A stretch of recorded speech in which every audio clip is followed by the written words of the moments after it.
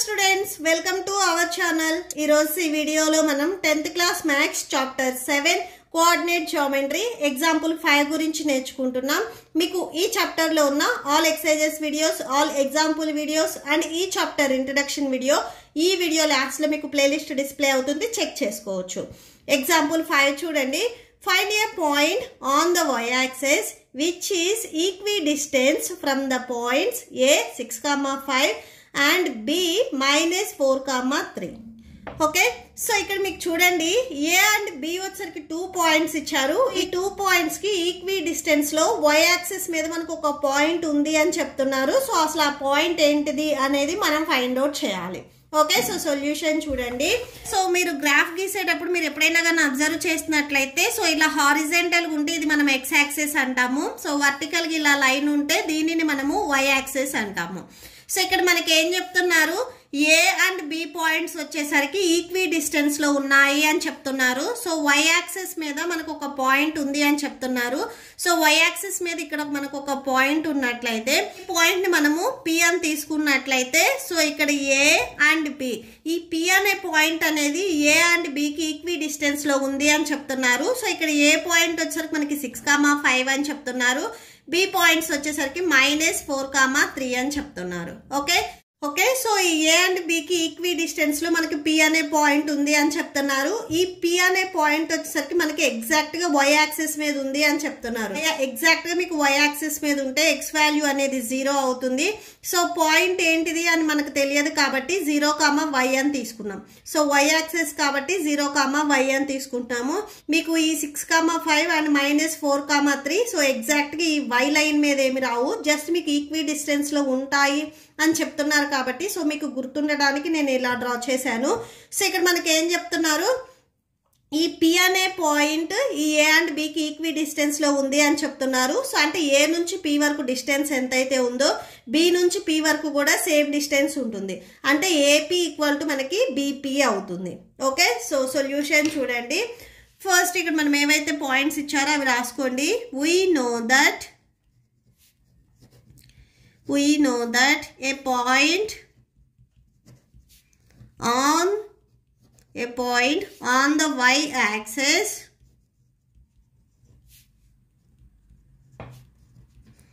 is of the form 0,y. So let the point P of 0,y be equidistant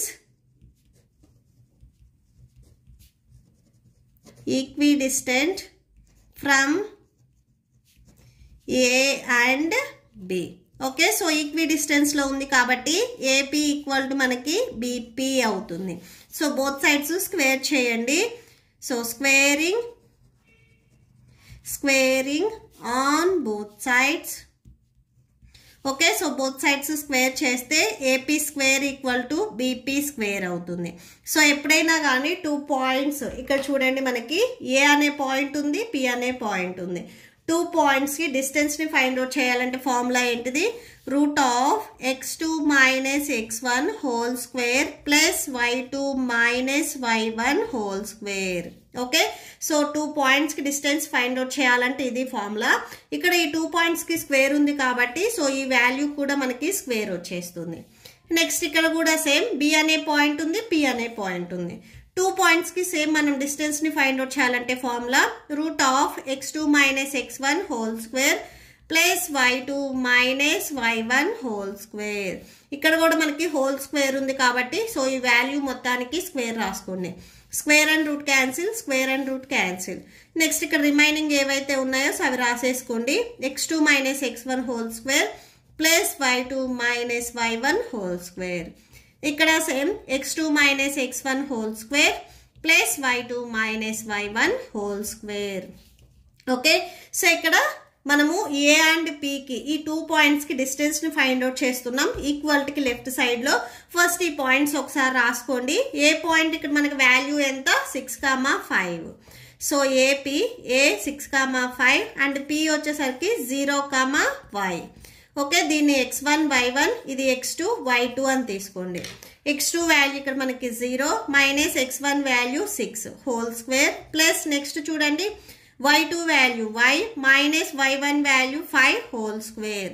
ఇక్కడ same అంతే మనం b and p points కి distance ని find out చేస్తున్నాం. So b and p points ఒకసారి రాసేసుకోండి.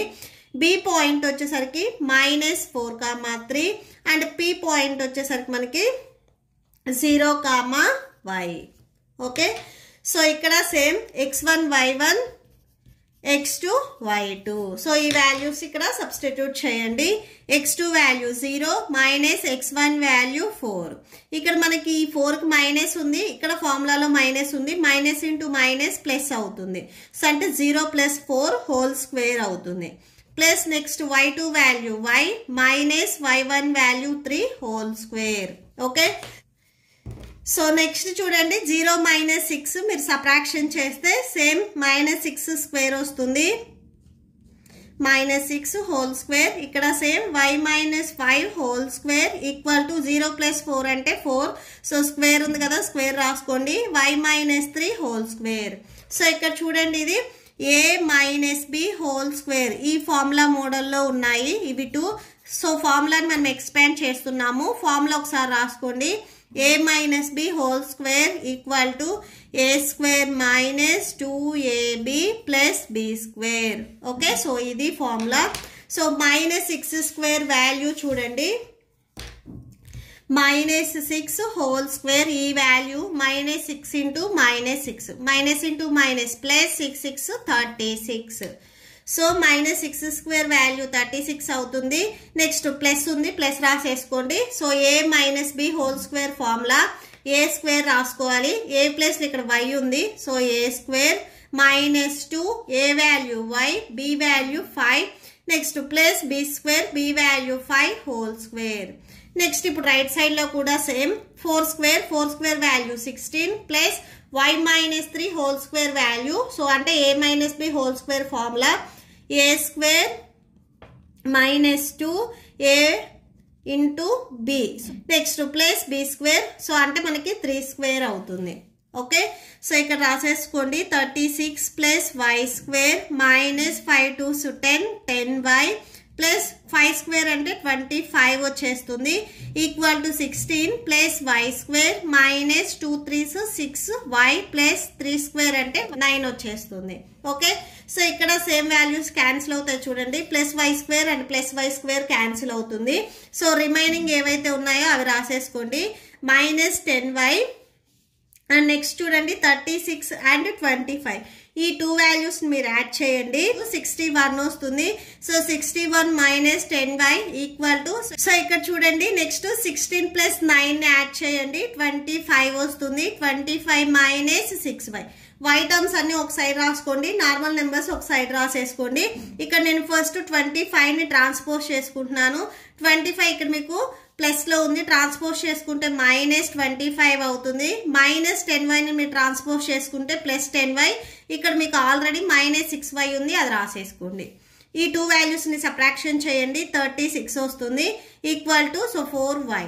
మనకు కావాల్సింది y వాల్యూ. 4 ని ఇక్కడ మీకు మల్టిప్లికేషన్ లో ఉంది, ట్రాన్స్పోజ్ చేసుకుంటే డివిజన్ లోకి వెళ్తుంది. సో బై 4 అవుతుంది.